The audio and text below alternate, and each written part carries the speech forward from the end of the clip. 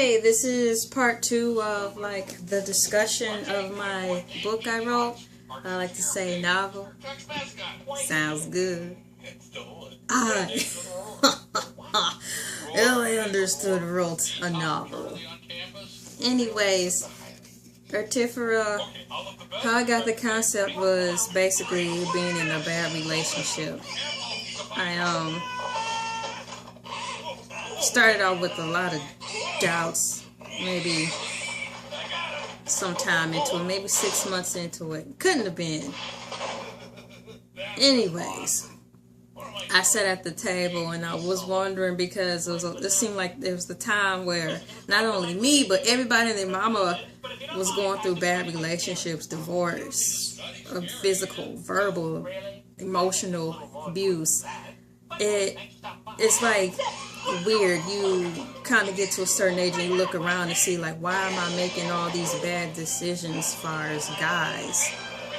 And you look back and kind of see that it's a pattern, a cycle, or maybe a curse per se, that people in your life, family and friends, are all going through the same thing. So I sat down at the table. I remember it's in front of my old school computer, those big heavy white ones with the monitor, like 45 pounds. And I sat there and I wrote next to the window, sun shining a little, but it was kind of rainy outside the way I like it. And I even took it back from not my family, but even to the Bible, you know, because the Bible is old, older than dirt. So I thought about Samson and Delilah, and I remember my first thought being like, I kind of see why Delilah was the way she was, because she probably was going through the same thing I was, and many women are at the time, wanting revenge on any man who saw interest in them, just to make them fall, to give them some type of, I guess, personal respect or some type of feel, to just make them feel good, like, hi, we could do this too. Hi, you're not gonna mess around over me all the time. This is what you get.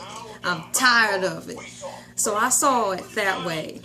So in the beginning, the story did start out like, I praised Delilah for doing what she did, for bringing down the fall of a great man, Samson. Hoorah, something like that. That's where the thought kind of sprouted out for this book.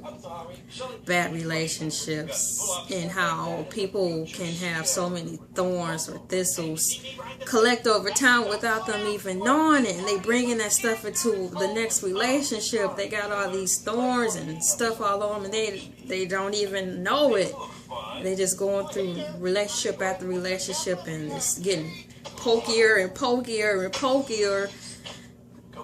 And that's how I kind of created Lady Governess. She so attractive and alluring on the outside. She's in a position of power, but when you get close to her, you can't touch or penetrate her like a rose. But just imagine a rose completely covered, even the petals, with these thorns and thistles and stuff. It's because it's so beautiful. So many people cut it down because they want it, but when they bring it home, they don't know how to take care of it. So in 2 to 3 days, it's dead. Guys know what they want. They want somebody like me. I'm fine. They get me.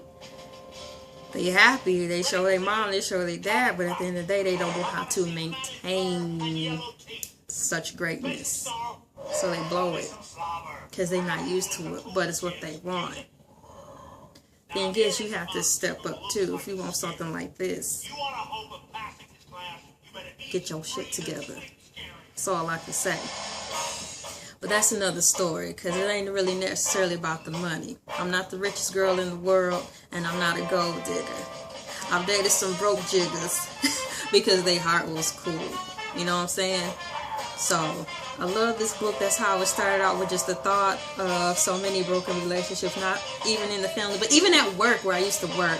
I would just listen to the girls talk and complain, you know, like, man, I gotta go home to him, he lazy, or I gotta go home, she lazy, or all she do is complain, or all he do is complain, and when is he gonna do this, or when is she gonna do that? I'm like, it shouldn't be that way. I'm like, why don't you just bounce? And then they'll say, all the time I put into it, just bounce. You know, cry during the process. It's gonna hurt, but get out. I love this book. It's kind of like a open journal, a fantasy of what I want. Ertifferrah is symbolic of me. What else can I say? I've read some other books too. I have, and they're finished, and some are halfway finished. It's like I just couldn't. I wasn't feeling them anymore, so I stopped. But I wrote a children's book that is complete. I know it's gonna be a hit, probably quicker than this, but I just wasn't feeling to release it. This is the one I wanted to put my all into. That's why it's published first.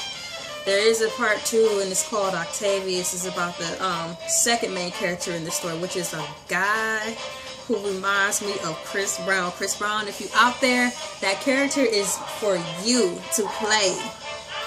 For you to play. I will send you a free book so you can read it, so you can get this into a movie. It's just that good. This book is for male and female alike, which is why the cover is like this, you know, and those question marks. It means a lot because a lot of people get dropped on this earth like that shoe, and they are expected instantly, the minute they are able to talk, to know what they want to be in life. Who are they? Where are you from? Do you know your heritage? Do you know your bloodline? Do you know you want to be in 50 years? And you didn't want to be here in the first place, some of us, but then you got all these questions, a big shoe to fill already. That's kind of like what this is about, because it happens to males and females alike. So it's a good book for discussion, even in church. Hallelujah. Don't get too snooty, church people. Yes, this is a good book for teens to talk about stuff, because it hits some issues that y'all need to be aware of. Y'all need to just face the music and help us. Y'all not the only one with problems. You need to help your kids before they haul off and kill y'all one day, or not take care of y'all when y'all get old. You think we gonna take care of y'all when y'all get 145? Nah. Not after the way y'all did help us. So y'all need to help us. Because sometimes throwing Bible scriptures at us make it worse. You just need to sit down and talk to us. Sometimes you need to come at it from a more realistic approach. Like this book.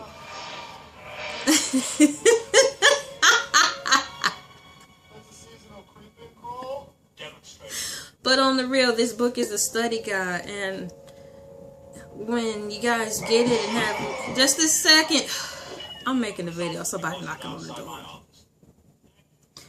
When you have any questions, just let me know and I'll answer them for you, because this book pertains to things that are going on today. It's not just for teens, it's for grown-ups and college students too. The link is at the bottom where you can buy it.